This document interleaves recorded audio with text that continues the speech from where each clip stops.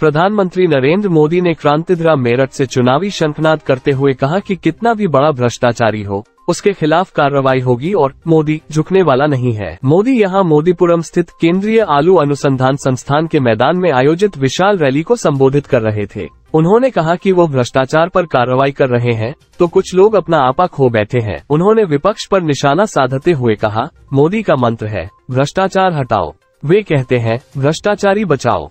प्रधानमंत्री ने कहा, वर्ष 2024 का चुनाव महज सरकार बनाने के लिए नहीं है बल्कि दो खेमों की लड़ाई है। एक खेमा राष्ट्रीय जनतांत्रिक गठबंधन का है जो भ्रष्टाचार हटाने के लिए मैदान में है, जबकि दूसरा वह है जो भ्रष्टाचारियों को बचाने के लिए मैदान में है।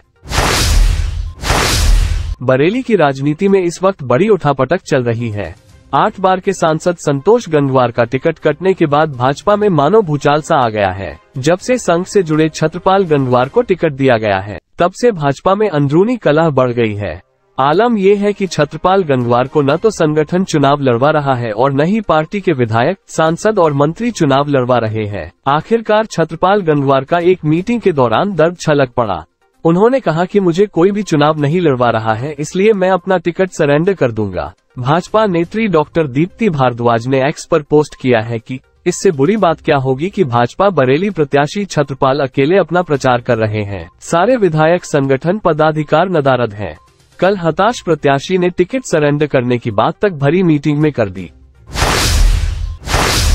बरेली के ब्रह्मपुरी में चल रही 164वीं रामलीला में आज गुरु व्यास मुनेश्वर जी ने लीला से पूर्व वर्णन किया कि पक्षीराज जटायु के लिए जलांजलि दान करके राम लक्ष्मण दोनों सीता की खोज में दक्षिण दिशा की ओर चल पड़े। कुछ दूर आगे चलकर वे एक ऐसे वन में पहुंचे जो बहुत से वृक्षों, झाड़ियों एवं लता बेलों द्वारा घिरा हुआ था। वहां उनका मुकाबला राक्षस कबंध से हुआ। उसने ही राम जी को बताया कि आप यहाँ से पंपा सरोवर चले जाइए। वहां ऋषमुख पर्वत पर वानरों का राजा सुग्रीव अपने वीर वानरों के साथ निवास करता है। उसको इस समय एक सच्चे पराक्रमी मित्र की आवश्यकता है।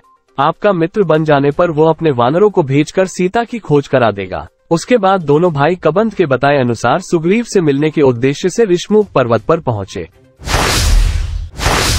बरेली में एक डिलीवरी बॉय ने अपनी मां की पेंशन के 1,10,000 रुपये खर्च कर दिए।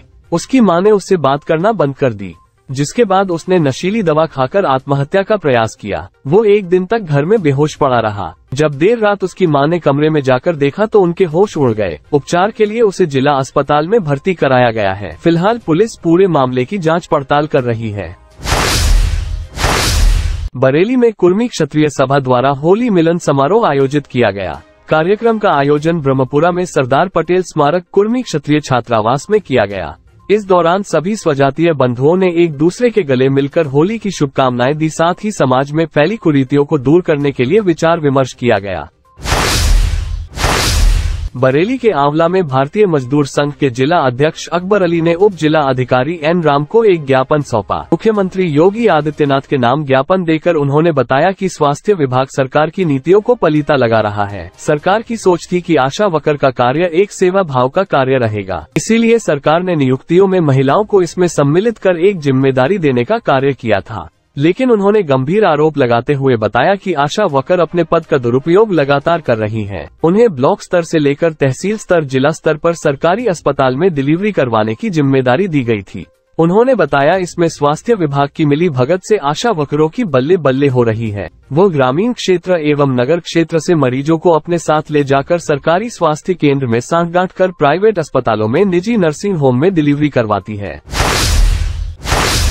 बरेली में पंजाबी वैवाहिक परिचय सम्मेलन 4 अप्रैल को होगा, जिसको लेकर एक प्रेस वार्ता का आयोजन किया गया। प्रेस वार्ता के दौरान अध्यक्ष सतीश लूनियाल ने बताया 20वां पंजाबी वैवाहिक परिचय सम्मेलन 4 अप्रैल को मॉडल टाउन स्थित हरि मंदिर बारात घर के प्रांगण में आयोजित किया जाएगा। दहेज जो एक सामाजिक बुराई के रूप में व्याप्त है, कदाचित उससे निजात पाने में यह आयोजन संबल स्वरूप होगा। वैवाहिक परिचय सम्मेलन का अपना एक अलग ही सामाजिक, सांस्कृतिक और धार्मिक महत्व है। परिचय सम्मेलन के माध्यम से समाज में मानवता का संदेश देकर हम पंजाबी समाज को एक सूत्र में बांधने में सफल हो रहे हैं।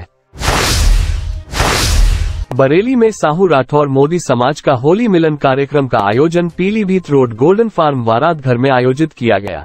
जिसमें समाज के बड़ी संख्या में लोग उपस्थिति रहे। मुख्य अतिथि के रूप में अजय पाल राठौर, प्रदेश प्रभारी भारतीय तैलिक साहू राठौर, महासभा उत्तर प्रदेश उपस्थित रहे। समाज के वक्ताओं ने समाज को उचित राजनीतिक भागीदारी दिलाने पर जोर दिया। 2 करोड़ साहू समाज राजनीतिक भागीदारी के मामले में काफी कम है, इस कारण समाज में आक्रोश है। प्रमुख वक्ताओं ने समाज के शैक्षिकी राजनीतिक विकास पर जोर दिया।